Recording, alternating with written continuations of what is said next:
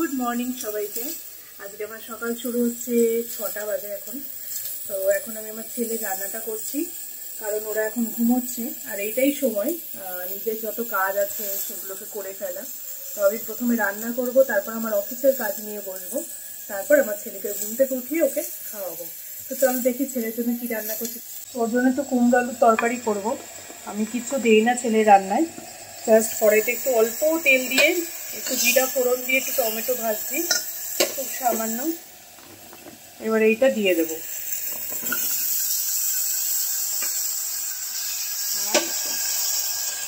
আর খুব সামান্য একটু লবণ দেব। লবণ হলুদ বাচ্চাদের ক্ষেত্রে পরিমাণে কম দেওয়াই উচিত, কিন্তু তাও একটু টেস্টি না করলে আজকালকার বাচ্চারা কিছু খেতে চায় না। তো যার জন্য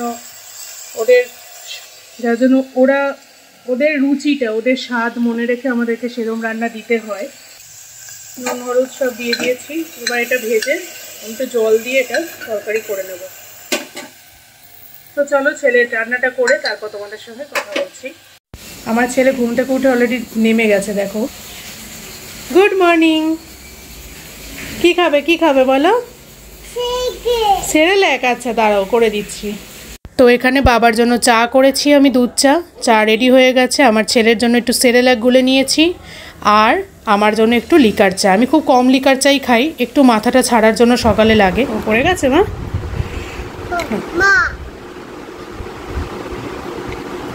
হ্যালো, ভালো। আচ্ছা, সারাদিনের কাজের মধ্যেও সময় বের করে বাচ্চাকে সময় দেওয়া উচিত, যেটা আমি এখন করছি সকালবেলাটা। কারণ এরপরে আমি আমার কাজে ঢুকে যাব। আমার প্রচুর কাজ আছে, আজকে গণেশ চতুর্থী।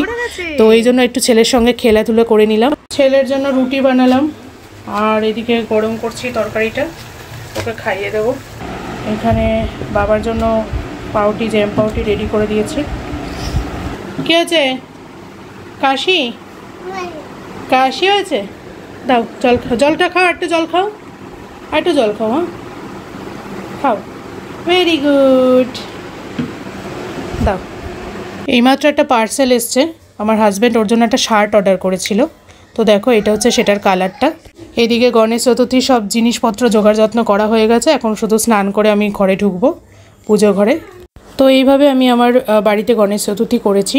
ঘরে ছেলে ছিল, দুষ্টুমি করছিল, তো যার জন্য খুব ছোটোর মধ্যেই করতে হয়েছে। এইটা তোমরা শর্টসে আমার পেয়ে যাবে, তো চ্যানেলটা ফলো করো, শর্টস ভিডিও আসছে। তো এখন ইভিনিং স্ন্যাক্স বানাবো। ও অফিস করছে, তো খিদে পেয়েছে। এখন বাজে 8:30 রাত্রেবেলা। এখন ও খাবে টপ রেমন, এটাও স্পাইসি। আর একটা এনেছে ম্যাগি হট অ্যান্ড চিলি, এটাও স্পাইসি। তো চলো বানাই। একটা করে বানাতে হবে এক একটা, কারণ দুটোর ইয়েই আলাদা। তো আমি অলরেডি জল গরম বসিয়ে দিয়েছি, আঁচটা বাড়িয়ে দিই। জলটা ফুটবে, ততক্ষণ এটাকে কেটে নিই। তো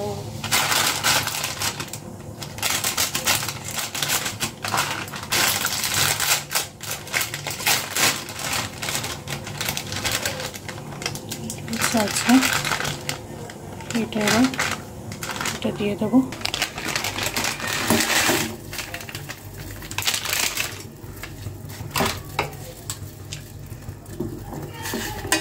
তো 2 কাপের বেশি জল নিয়েছি। অ্যাকচুয়ালি আমার লেখা ছিল ইনস্ট্রাকশনে 2 কাপ জল, তো আমার মনে হয় একটু বেশি নিয়ে ফেলেছি। তো চলো এটা হোক। আদারটা কাটতে হবে, এটা তো টপ রেমনের হট অ্যান্ড স্পাইসি। এটা পরে কাটবো, পরে বানাবো। তো দেখো এটা হচ্ছে। তো বাবা বেশ স্পাইসি, মানে টপ রেমন আমরা খেয়েছি তো স্পাইসি না, কিন্তু এটা এর মশলার গন্ধটাই খুব স্পাইসি। তো আমার মনে হয় খুব ঝাল হবে, দেখা যাক। তো এটা দিয়ে দেবো, পুরোটাই দিয়ে দেবো। সো টেম্পটিং, বেশ অনেকদিন পর ম্যাগি খাবো।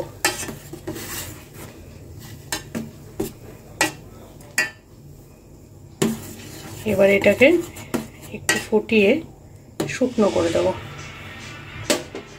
ওয়াও, তো বানিয়ে তারপর দেখাচ্ছি।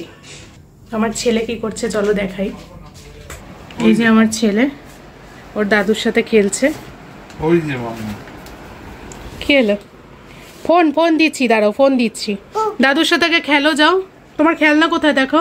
এই যে খেলনা এই যে ও এত দুষ্টু, দেখো কোথায় চলে গেছে। ওর বাবা অফিস করছে, ওখানে চলে গেছে। দেখো তোমাদের দেখাই কোথায় চলে গেছে অলরেডি। তো এইটা হচ্ছে টপ রামেনটা, এরকম দেখতে। আর বাবা ঝাল ঝাল ঝাল, ধরে না ধরে না। আর এইটা হচ্ছে সেই কোরিয়ান চিকেন নুডলস। ওরে বাবা, সো স্পাইসি। এই রেসিপিটা তোমরা খুব তাড়াতাড়ি আমার শর্টস ভিডিওতে পেয়ে যাবে। তো চলো ওকে এবার দিয়ে আসি। তো টপ রামেনটা আমি একটু টেস্ট করি।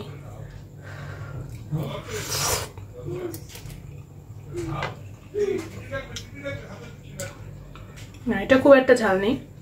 যেটা খুব ঝাল সেটা আমি খাইনি। তো এখন আমি কিছুক্ষণ অফিসে কাজ করবো, মানে অফিসে কাজ হবে।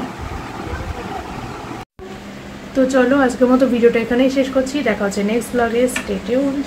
Good night.